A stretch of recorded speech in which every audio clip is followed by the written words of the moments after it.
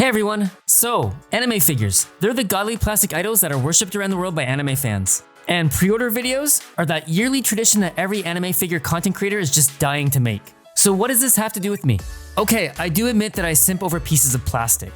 It's an addiction I am trying to stop, and I'll get right on that after I tell you about the figures that I've pre-ordered for 2023. So, let's go over the 4 figures that I have coming in January. For my first figure, you may know her as Bikini Hokusai, or the saber version of Hatsune Hokusai by Good Smile Company. Given my odd obsession with this character, this was definitely a no-brainer that I pre-ordered her. So what do I like about this figure? Well, the color palette is so pleasing to look at. The figure also matches the artwork, and I already have the arcade card waiting for her. And the detail in her hair looks really good.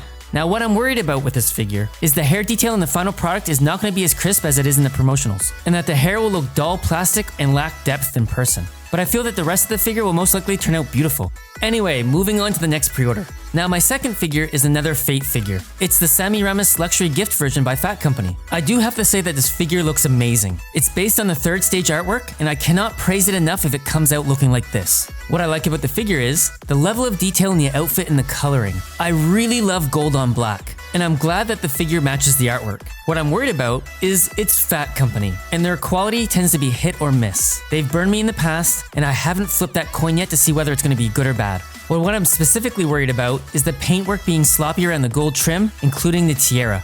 But we'll just have to see.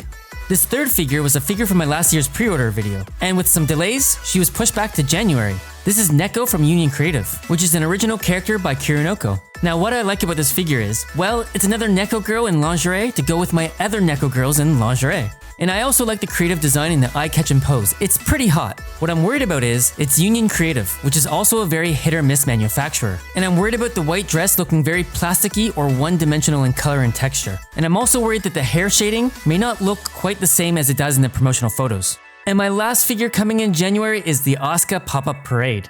I already have the right Pop-Up Parade, which is sitting in my closet, waiting for the day that I can open the two together. And what I like about this figure is, well, I admit that I like the tore-up outfit. It's pretty hot. And I don't have to spend $100 to get this character with this outfit, which is a plus. I'm also looking to create a custom base with Rei and Asuka, which I'm very excited for. And lastly, I also like seeing Asuka with her hair down. Now what I'm worried about is, well, the red outfit looking very plasticky, like cheap plastic. I'm also worried about the level of detail around the holes of the outfit, especially around the left leg. Part of me feels that it could be a messy paint job that will make the skin and the outfit blend into one, and that they don't look like 2 separate materials. But overall, I'm pretty excited for her. February is a great month, and I have 2 figures pre-ordered.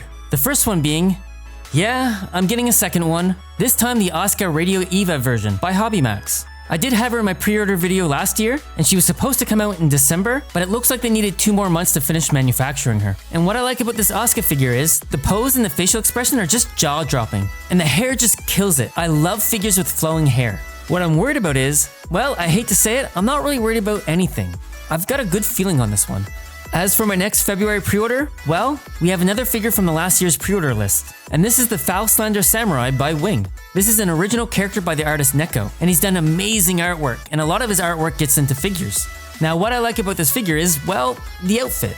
I love modern Japanese samurai warrior style outfits. Wow, that was a mouthful. But this is what made me fall in love with the Tech Gear Shoshu. What I'm worried about is, well, given how well that Wing did the Tech Gear Shoshu, I hope this figure gets the same treatment of love. I'm also worried that I'll be comparing the 2 figures heavily, and it may not meet my expectations that I'm setting for it. So I'm really hoping that they do her justice.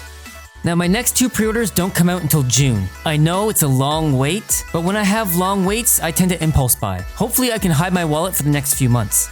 And what do you know? Remember my last figure that we talked about? Well, this next figure is by the same artist, Neko. This is Hemet Nathal by Wing. And what I like about it is the outfit and the character look awesome. I remember painting this artwork on my Pinterest ages ago, and I'm so glad that it's getting a figure. And to respond to the surprised viewers, yes, I do have a Pinterest account. But back to the figure, I love that this figure matches the actual artwork. Now what I'm worried about is that her face doesn't look that great without the mask, though I don't imagine that I'll be taking the mask off often. And that the hair seems very one-dimensional, like a single color and not a lot of shading. And I'm also worried about the Slander Samurai turning out a bit better than this figure. So I'm hoping that she comes out amazing, because I'm planning on pre-ordering another figure in the series, the Lance Reiter. And I really hope that the Slander Ronin also gets a scale figure as well. As for my second figure in June, I was actually able to pre-order Nia from Xenoblade Chronicles 2. This figure was done by Good Smile Company, and I know that I've mentioned it in my last year's pre-order video that I would be pre-ordering her, but I didn't realize how much of a mess pre-ordering her would be. I think she was only available in AmiAmi for pre-order for a couple hours before they closed it down, and I was lucky enough to pre-order her directly from Good Smile Company before they shut down that pre-order there too. I have no idea why she's so limited. As for what I like about her, well, it's Nia in her catgirl form, and since I'm holding off on getting any bunny girls, for as long as I can at least, I'm filling that gap with catgirls. And I love her hair and the pose and the sword that looks really cool. The figure overall looks really cute. Now what I'm worried about is, the promotional photos make the plastic seem very plasticky, shiny, and glossy, as if it's hard plastic. It kinda gives me that cheap feeling. I'm also worried that the base is gonna suck. I'm guessing that the blue pyramid base that you see in the photos is temporary, but I really hope that they spend time making an attractive base. And I also hope that the transparent blue sword isn't a dull blue when it comes out as a final product. Anyway, in July I have 2 pre-orders. I'm hopefully getting the figure that I pre-ordered 2 years ago, and that would be the Land of Eternal Hatsune Miku by Good Smile Company. When I first pre-ordered her, I originally thought that I would only have one Miku figure in my collection, but then I get suckered into the Mythos figure too, so I guess I'm gonna have multiple. What I like about this figure is just the pure epicness of it. Hair explodes into every direction, and that the figure looks so unique. It's hard to believe that this is a Miku figure. What I'm worried about is colors. I'm worried about that some of the colors of the fabric and the hair would look solid like a single color and that it won't match the rest of the figure. There's a lot of hype around this figure, so I hope that everything blends well together. I'm also worried about them toning down the wavy hair, or that there's a lot of support stands that will ensure that the hair doesn't sag over time. And lastly, the base. The promo photos show a watery base, which looks like there's a transparent layer that's representing rippling water that's sitting over a printed flat base. I really hope that they don't change that and make it all just a printed base with no depth that the 2 layers would bring to it.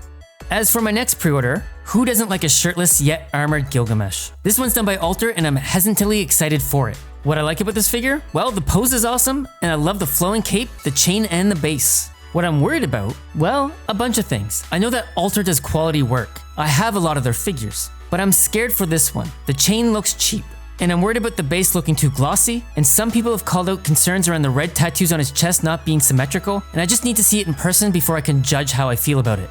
I'm also worried about him being a bit small. He is 1/8 scale, and a lot of my Fate figures are 1/7, so for example, my Ozymandias figure seems undersized compared to all my other Fate figures. So I'm holding my breath for this one. Hopefully he turns out great. Now August I only have one pre-order, and that would be the HxG edition of the Black Rock Shooter by Max Factory. What I like about this figure is everything. The pose is one of the best selling points. It has so much going on, like the breaking of the bricks, the flowing of the hair, and the wild blue flames. It's really shaping up to be one of the coolest figures of the year. What I'm worried about? I guess the size, and whether or not it will fit in any of my display cases. The figure looks so long. Other than that, I don't really have any major concerns on this one. I guess I'm putting a lot of faith in Max Factory that they'll get her right.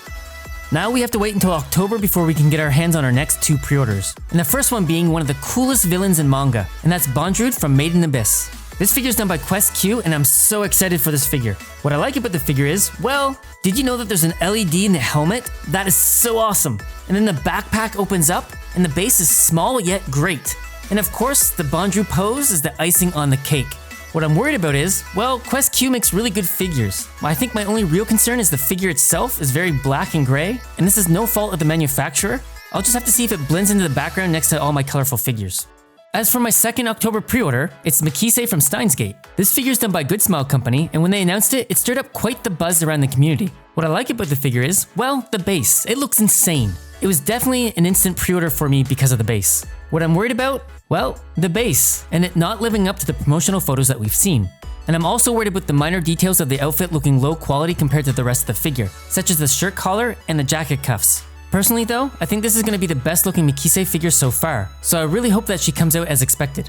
Now on to the last month, December, where I have one pre-order. Yes, you can call me crazy, but I pre-ordered the Ghost Bride figure by Good Smile Company. This figure cost an insane 66,000 yen, which may be the highest costing widely produced figure of its size. And at this point, the figure is basically a statue. What I like about this figure? Well, the sheer complexity of it. It is such a treat on the eyes just to look at it. And I also love figures with traditional outfits. And this one really goes overboard here. And the base with the sakura blossoms around the figure and the flowing fabric all look stunning. What I'm worried about is the size. Is she gonna fit in a DTOF or do I need a separate display case just to display her? And I'm worried about the quality in the final product not matching the insane cost. Oh, and the shipping, God. I'm so scared of the shipping. I may have to sell a kidney just to ship her over here. But yeah, those are my 2023 pre-orders. Tell me what your thoughts are and what figures you're excited for 2023. And as always, I hope to see you all again soon and take care.